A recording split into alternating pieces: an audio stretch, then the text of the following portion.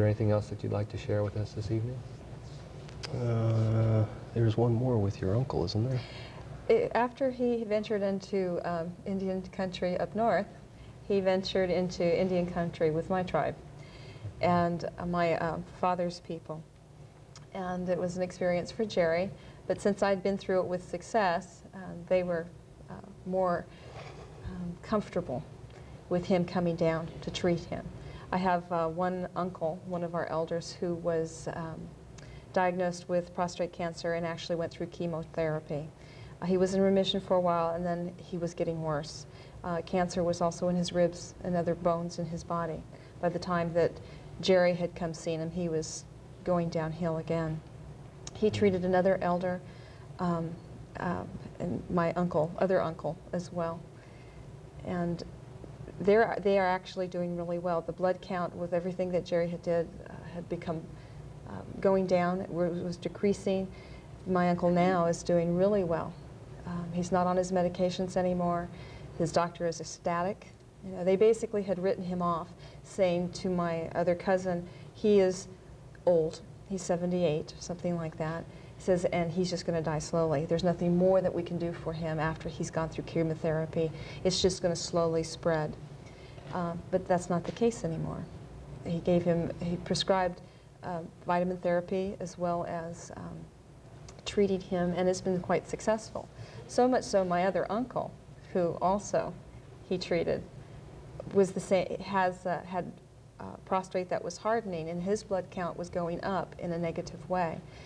And he says, well, if this works for Lawrence, then I'm going to do it anyway. And he did. He saw Jerry, and he took the vitamin therapy, and his last visit to his doctor was, his prostate is softened, and his blood count is normal, and what were you doing?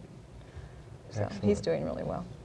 So what did his doctor say when he said, what are you doing? He says, I'm seeing a chiropractor. Well, he just said, well, you know, this is kind of unusual. He was of the old school of medicine. He goes, are you sure that's what it was? This might be just a fluke. But Eddie kept saying, no, I know what this is all about. So he said, this is the only thing I did that was different. Excellent. Well, the big key with prostate cancer is the prostate requires anywhere between 3 to 8 times the amount of zinc that the rest of the body uses. And when that zinc is not provided to the prostate, what happens is the prostate uses cadmium, and it converts cadmium into the prostate cells and turns them carcinogenic. So what we did was I treated him for, was it 3 days? So about 9 times. I guess I treated him 3 times a day for those 3 days I was down there. I also supplemented with vitamin A, mega doses of vitamin A, which is 100,000 international units with 400 milligrams of zinc. And what the two do is they work synergistically. Zinc allows A to do all of its functions, and A required or allows zinc to do all of its functions, and zinc also allows more additional vitamin A to be released from the liver. So what happens with that particular type of therapy is that if you go and you look it up in Merck's manual under vitamin A or vitamin A deficiencies, you find that there is no toxicity to vitamin A. The only type of toxicity they've ever found was with an infant child who was taking 300,000 international units over several months. And let me reiterate that one, as it was an infant, not an adult. Mm-hmm. So therefore, giving 100,000 international units of vitamin A to a patient is not anywhere near toxic, especially for an adult, let alone adolescent or anybody above the age of 2.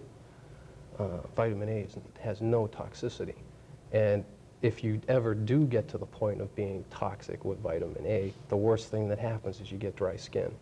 You stop the vitamin A treatment right away, the symptoms are gone the next day.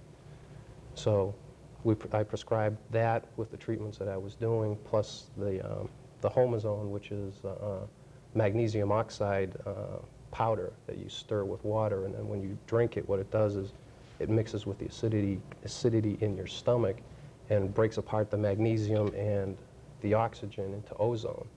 and oxygenates the blood, and cancer has been scientifically proven not to be able to survive in the body in an oxygen-rich environment. So, all you prostate people watching this, remember what I just told you. And vitamin A and zinc at those particular doses also work for infections, because if you go and you read the Merck manual, which is the medical profession's Bible, it says any deficiency of vitamin A will increase infections. And infections means flu symptoms, strep throats, any type of infection, any type of suppression of the immune system. Vitamin A at that level and zinc at that level, you divide it up into 2 equal doses in the day, will boost the immune system and enhance it enough to actually go in and take care of all of that, that decrease in the immune system.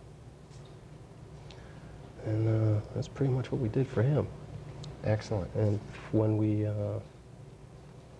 actually went down, this is a good story, but I'm not going to go into it because it's too difficult for me to give you guys the scenario of what it was like walking in the door.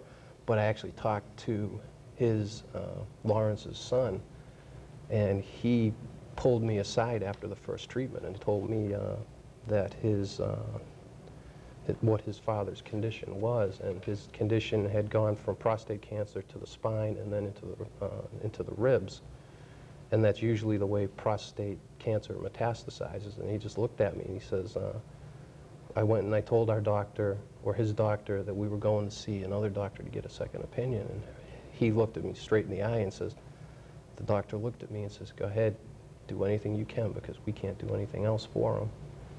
And there's just something about being told that. I don't know. It's starting to get a little emotional now. But and then to actually see him or hear that about him then, and then to see him now or to see any of them now, Loretta like she is now, or Hilton the way he is now, or Lawrence the way he is now, is just, it's amazing to see how the body can handle itself and how it's capable of taking care of itself no matter what is the problem. And it's like, I don't want anybody to look or watch this show and say, okay, this guy or this doctor is saying he can do all this. It's not to give any praise or the glory to me. I'm not the one doing it. I'm the one who's been given the gift to actually find what the problem is and then allow the body to go in and take care of its own self. And my favorite saying about what chiropractic is, or a doctor of chiropractic is, these signs shall follow those that believe. They shall lay hands on the sick and they shall recover. And to me, that's what chiropractic is, and that's what specialized kinesiology is what I do. We go in, we find it, we use basically our hands, except for the few things I've just discussed. And the wonderful thing about it is the body will go in and fix it. Once you let the body know that there's something wrong, and you slap it and wake it up. It just looks at it and says, hey, there's something wrong here. I know it now. Thanks, I'm going to fix it. Right. And that's just a unique thing. The greatest joy, as he's saying, is to watch the people respond. Here now my uncles are driving, he's 76, he's driving his tractor, he's fixing his road that washed out in the flood, he's picking up cement bags. He's got, I call him the little Energizer bunny, because it's not the same. There's been improvement, and that is really special when it comes to alternative care that people really need to know about. Excellent. Well, thank you both so much for being here, and thank you for watching. Again, we'll see you next time on Better Health Through Chiropractic. And if you or any of your loved ones have any chronic aches or pains, or have been told that you have something that you just have to suffer with, then consult your local chiropractor and see if chiropractic can help you. Again, I'm Dr. Jeffrey Jenkins, and we'll see you next week. Better Health Through Chiropractic. Good night.